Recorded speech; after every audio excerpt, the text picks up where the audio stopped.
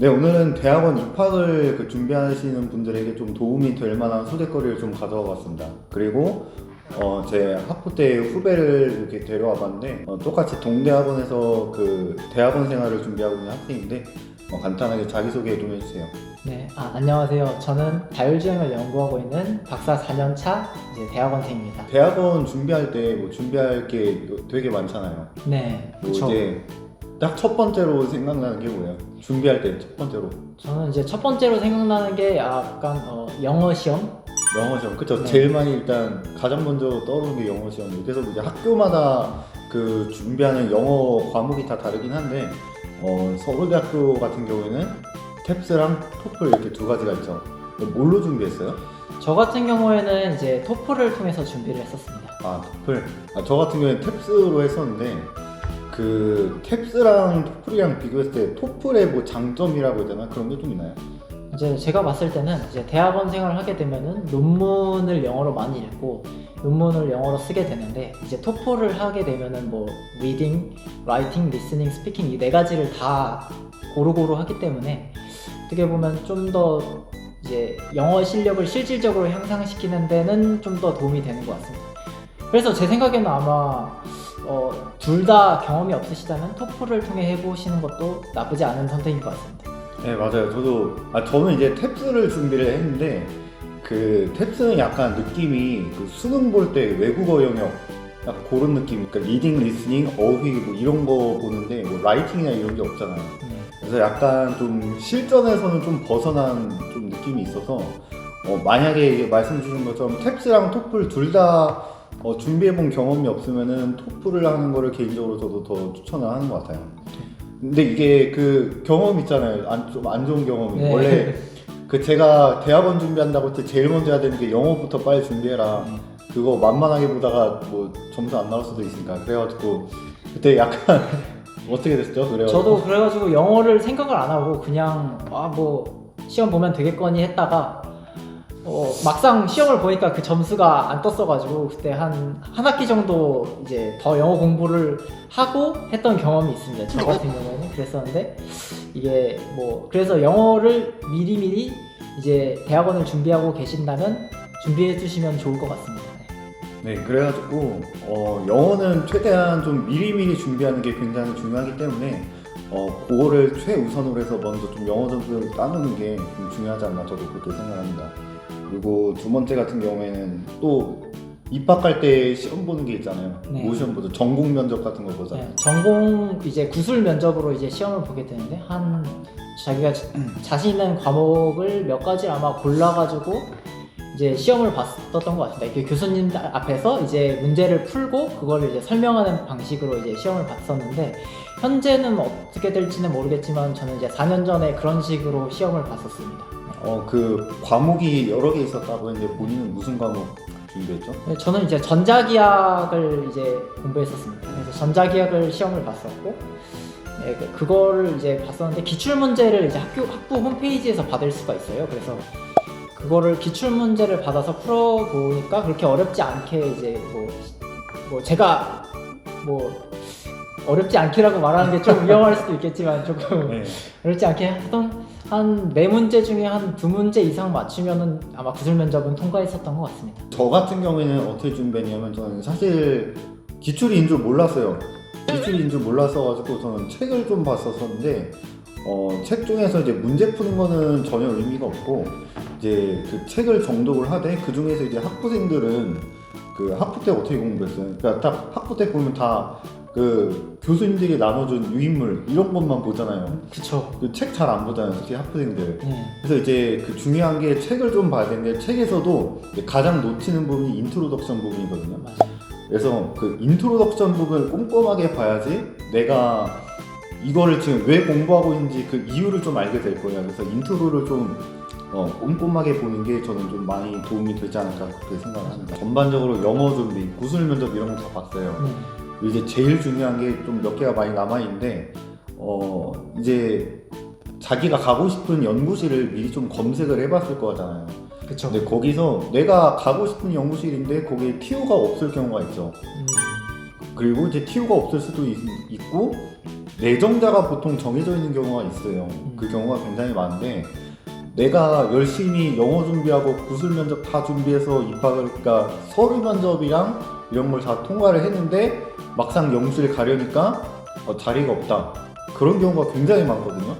그래서 중요한 게 연구실 미리 컨택해서 그 자리가 있는지 그래서 그게 굉장히 좀 중요하죠. 그렇죠. 그래서 사전에 이제 컨택을 하는 것도 중요한데 그래서 구술 면접을 보기 전에 보통 한 반학기에서 1년 정도 앞서서 이제 그 연구실에 미리 연락을 해서 인턴 경험을 할 수 있냐고 물어봐서 인턴 경험이 없으면 연구실에 들어올 수 없는 경우도 많거든요. 그래서 그러한 경우도 좀 알아봐야 될 것 같습니다. 네. 네, 그래서 그렇죠. 인턴이 되면은 베스트죠. 네. 그러니까 인턴을 한 사람 중에서 그 내정자로 뽑히는 경우가 많아요.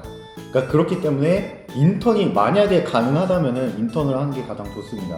그다음에 또 중요한 게 뭐라고 생각하죠? 제 생각에는 이제 또 연구실 실적이 되게 중요하거든요. 네. 그 경우도 되게 중요했던 것 같습니다. 아, 왜 중요하죠? 연구실 실적이 입학할 때? 이제 박사 졸업을 하려면 학부에서 요구하는 그 연구 실적이 필요한데 그 연구 실적을 충족을 해야만 졸업을 할 수 있습니다. 그 실적을 어떻게 알 수가 있죠? 다른 사람들이? 그 지원하고자 하는 연구실 홈페이지에 들어가서 국제 저널이 연구실에 있는 총 인원 대비 연 몇 회 정도의 실적이 존재하는지를 확인하는 게 가장 좋은 것 같습니다. 그리고 이제 이 얘기를 또 빼놓을 수가 없는데 그 연구실에서 주는 인건비가 있고 그리고 또 이제 막 출퇴근 시간 이런 거 정해져 있는 연구실도 있잖아요. 네. 저희 연구실은 출퇴근 시간 좀 정해놓고 하긴 하는데 뭐 이런 것도 미리 좀 알아보는 게 중요할까요? 어떻게 보면은 그게 되게 중요한 것 같습니다. 제 생각에는 그래서 연구비 같은 경우에는 어떻게 알아볼 수 있냐? 연구실 홈페이지에 나와 있는 박사들 중에 연차가 좀 되는 사람들한테 이메일을 해보시는 게 좋을 것 같습니다. 그래서 이메일로 뭐 인건비 이런 게 어떻게 되고 네, 그다음 출퇴근 시간 이런 것도 정해져 있는지 네, 뭐 몇 시부터 몇 시까지인지 정해져 있다면 네. 그런 거 물어보는 게 도움이 될 것 같다는 거죠. 아 그것도 이제 인건비도 인건비인데 그 이제 대학원 다니면은 그 학부생들처럼 똑같이 등록금 내야 되잖아요. 그 등록금 지원해 주는지 그런 것도 중요하고. 물론 그것도 되게 중요했던 것 같습니다. 연세대학교 같은 경우에는 그 대학원생 등록금이 한 700 정도 되는 걸로 알고 있거든요. 그래서 만약 그 정도 큰 금액인데 만약에 연구실에서 지원을 안 해준다면 뭐 부담이 상당하겠죠. 그 정도면. 그렇죠. 큰 부담이 네. 될 겁니다. 그래서 그 학자금을 대주는지 그런 것도 좀 여부를 확인해 보는 게 좀 굉장히 중요할 것 같습니다. 아 그리고 이제 보통 그 연구실을 서치해 볼 때 이 연구실이 뭐 하는 연구실인지 잘 모를 수가 있죠. 이제 사실 직접 일을 해보지 않은 사람은 그 연구실에 뭘 연구하는지 모르겠죠. 그러면은 그 연구실에서 어떤 연구를 진행하는지 가장 확실하게 알 수 있는 방법이 있을까요? 그 연구실 홈페이지에서 최근 나온 저널지 중에 그 저널지가 연구하고 있는 분야가 무엇인지 사진 정도만 뭐 봐도 뭐 충분히 알 수 있을 것 같습니다. 물론 이제 논문을 읽긴 좀 어렵겠죠. 논문을 읽어보라는 게 아니라 그 제목이라든지 아니면 그 논문에 저런 키워드가 나와 있거든요. 그래서 키워드가 뭔지 좀 알아보고 그 논문에 들어있는 그림들 그런 것들을 좀 보면은 알 수 있다는 거죠. 네. 그리고 연구실 홈페이지에 들어가 보면 그 각 연구생들이 어떤 분야를 연구하고 있는지 그 키워드를 적어 놓은 연구실들이 있습니다. 그런 걸 보면은 좀 더 확실히 알 수 있을 것 같습니다. 그리고 이제 몇 가지 또 질문이 남아있는데 저는 개인적으로 이게 제일 중요하다고 생각해요. 뭐냐면은 이제 박사까지 생각하시는 분들은 여기서 박사 몇 년 해야지 졸업할 수 있냐 그거잖아요. 사실 그게 제일 큰 관심거리일 것 같은데 그거 어떻게 알 수 있죠? 박사 졸업 몇 년 남았나 이런 거 어떻게 알 수 있죠? 대부분의 공대인 경우에는 한 약 7년 정도 소요된다고 보시면 될 것 같습니다. 그러니까 석사, 박사 합해서 7년. 네, 석박 통합과정으로 들어갔을 때 약 7년 정도 소요된다고 보시면 될 것 같습니다. 약간 이것도 한 가지 첨언을 하자면 그 연구실에서 박사 졸업할 때까지 얼마나 걸리는지 모르기 때문에 요것도 이제 그 연구실에 있는 박사과정생한테 메일을 보내서 보통 몇 년 정도 걸린 건지 좀 물어보는 게 낫지 않나 좀 그것도 하나 방법일 것 같네요. 그리고 이것도 굉장히 중요한 질문인데 그 교수님의 성격, 성향 이런 거 안 맞으면은 아주 지옥이거든요, 연구실이. 근데 이제 교수님의 성격이나 성향을 알 수가 없잖아요, 입학하기 전까지는. 그쵸. 이런 거 알려면 어떻게 알 수 있죠? 그 김박사넷이라는 사이트를 통해서 알아볼 수 있습니다. 근데 거기서 보면은 굉장히 좋게 나오는 경우도 있고 굉장히 안 좋게 나오는 경우도 있는데, 뭐 굉장히 좋게 나온다고 해서 그 연구실이 항상 좋을 것이라고 생각하는 것은 좀 위험합니다. 근데 이제 안 좋은 평가에 대해서는 좀 그 데이터를 신뢰할 수 있다. 네, 맞습니다. 아, 그리고 그 박사까지 생각하시는 분들은 꼭 또 알아봐야 되는 게 뭐냐면은 그 교수님의 정년을 좀 알아봐야겠죠. 맞죠. 예를 들어서 석박 통합이 6년 걸린다고 했을 때 교수님의 정년이 4년 남았다. 그런 경우에는 2년이 이제 비잖아요.